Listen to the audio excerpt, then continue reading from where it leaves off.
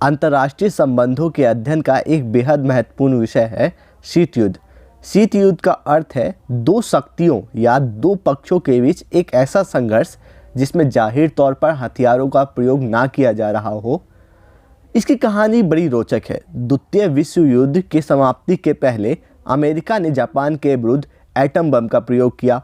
बहुत बड़े पैमाने पर संहार हुआ, लाखों लोगों ने जानें गंवाई, वातावरण जहरीला हो गया और ऐसा लगने लगा कि यदि आने वाले दिनों में मृणांगन में खड़े लोगों ने एक दूसरे पर एटॉमिक हथियारों का प्रयोग किया तो मानव जाति का भविष्य शेष नहीं रहेगा। मानव जाति सृष्टि से नष्ट हो चुकी होगी। तो क्योंकि आदमी को मानव जाति के अंत का खतरा नजर आने लगा था, इसलिए समझदारी यह समझी गई कि सीधा टकराव ऐसी शक्तियों के बीच ना हो जिनके पास एटॉमिक हथियार हो। शुरू में केवल अमेरिका के पास एटम बम था, मगर कुछ ही समय बाद रूस ने इसे हासिल कर लिया और इसी के साथ शीत युद्ध की शुरुआत हुई। पर कुछ विद्वान ऐसे हैं जिनको लगता है कि शीत युद्ध की शुरुआत इससे बहुत पहले हो चुकी थी।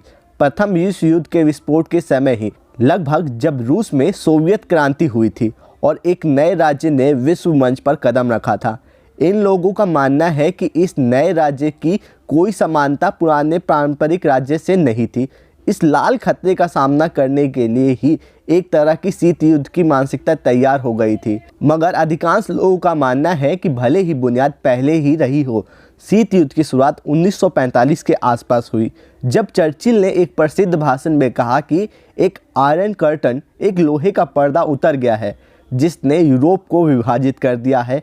एक तरफ स्वतंत्र जनतंत्र है और दूसरी तरफ सोवियत साम्यवादी तानाशाही।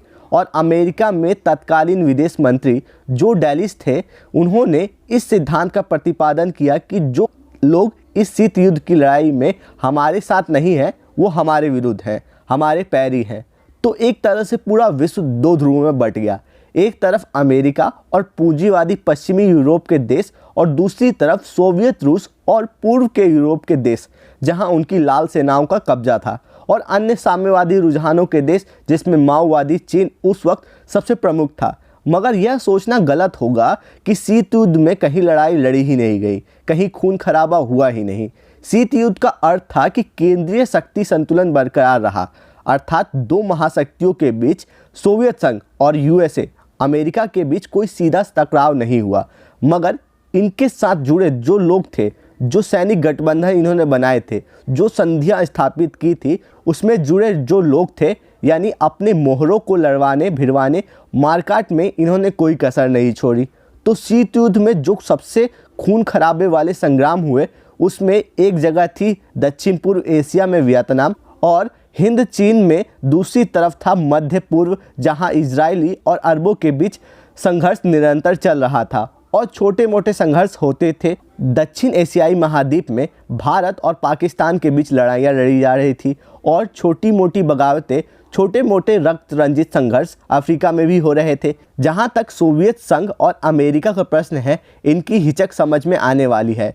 जब क्यूबाई संकट के समय क्यूबा की नाकेबंदी अमेरिका ने की, इस खतरे को जानते हुए कि सोवियत संघ शायद वहां अपने एटॉमिक मिसाइल रख रहा है, तो दोनों पक्षों ने समझदारी इसमें समझी कि शायद एक हॉटलाइन स्थापित की जाए और सर्वनाश की कगार से पीछे हटा जा सके। शीत युद्ध के कई चरण हैं। पहला चरण क्यूबाई मिसाइल संकट के साथ समाप्त हो जाता है। उसकी शुरुआत शायद वियतनाम से पहले कोरिया से हो गई थी, जहां जनरल मैकार्थर ने जापान को मुक्त कराने के बाद कोरिया में दखल अंदाजी की थी। मगर कहीं ना कहीं दोनों पक्ष, दोनों महाशक्तियां इस तरह संतुलित थी कि एक दूसरे पर पूरी तरह हावी नहीं हो सकती थी। इसके बाद गुटनिरपेक्षता ने एक भूमिका निभाई, दोनों पक्षों को दूर रखने की, शांति को बरकरार रखने की। दूसरा शीत युद्ध, जो लगभग विश्व युद्ध के बराबर खतरनाक था, जिसमें जाने गई, धन जन की हानि हुई, आर्थिक नुकसान पूरे विश्व ने उठाया और दो बैर की खाइयां जगह जगह फैलती गई, और वह चालू रहा लगभग क्यूबाई मिसाइल संकट से लेकर 1970 के दशक के मध्य तक, जब तक कि वियतनाम मोर्चे से अमेरिका को अपनी फौजें वापस बुलानी पड़ी। और जब 1971 में तेल संकट के बाद अरबों ने अपनी क्षमता का प्रदर्शन किया कि वह इजराइल के साथ भले ही सैनिक मुठभेड़ में सफल ना हो सके, उनका सामना कर सकते हैं। यह तनाव शैथिल्य का दौर था, जब अमेरिका और सोवियत संघ के बीच सुलह हो सकी।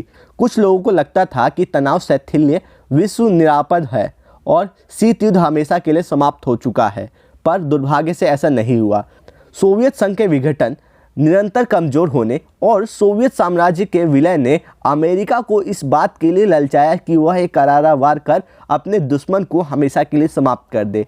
एक नई प्रतिस्पर्धा शुरू हो गई मिखाइल गोर्बाचेव की नई नीतियों के साथ और रोनाल्ड रेगन की सत्ता संभालने के साथ एक तरह से एक नए दौर का आरंभ हुआ, जिसे हम शीत युद्ध के तीसरे चरण का नाम दे सकते हैं, जो एक हद तक आज भी जारी है।